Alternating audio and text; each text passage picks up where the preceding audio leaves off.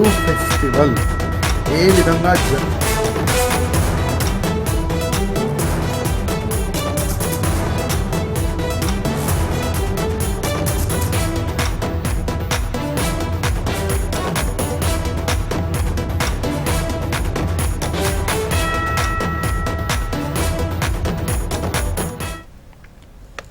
దశాబ్దాలుగా సాగుతున్న పిడుగుద్దలాటపై నిజామాబాద్ జిల్లా బోధన్ పోలీసులు ఆంక్షలు విధించారు. ఏటా సాలూరు మండలం హున్సాలో పిడుగుద్దలాట నిర్వహిస్తుండగా ఈ ఏడాది అనుమతి లేదంటూ పోలీసులు నోటీసులు జారీ చేశారు. 5 కంటే ఎక్కువ మంది గుమికూడటానికి అనుమతి లేదంటూ ఆంక్షలు విధించారు. దశాబ్దాలుగా హోలీ సందర్భంగా హున్సాలో పిడుగుద్దలాట నిర్వహిస్తూ వస్తున్నారు. అయితే సంప్రదాయంగా వస్తున్న పిడుగుద్దలాటపై గ్రామస్తులు ఆగ్రహాన్ని వ్యక్తం చేస్తున్నారు.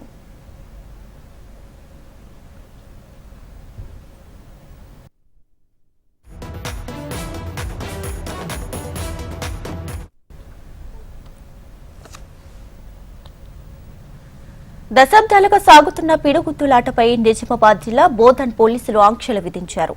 ఏటా సాలూరు మండలం హున్సాలో పిడుగుద్దులాట నిర్వహిస్తుండగా ఈ ఏడాది అనుమతి లేదంటూ పోలీసులు నోటీసులు జారీ చేశారు. 5 కంటే ఎక్కువ మంది గుమికూడటానికి అనుమతి లేదంటూ ఆంక్షలు విధించారు. దశాబ్దాలుగా హోలీ సందర్భంగా హున్సాలో పిడుగుద్దులాట నిర్వహిస్తూ వస్తున్నారు. అయితే సాంప్రదాయంగా వస్తున్న పిడుగుద్దులాటపై గ్రామస్తులు ఆగ్రహాన్ని వ్యక్తం చేస్తున్నారు.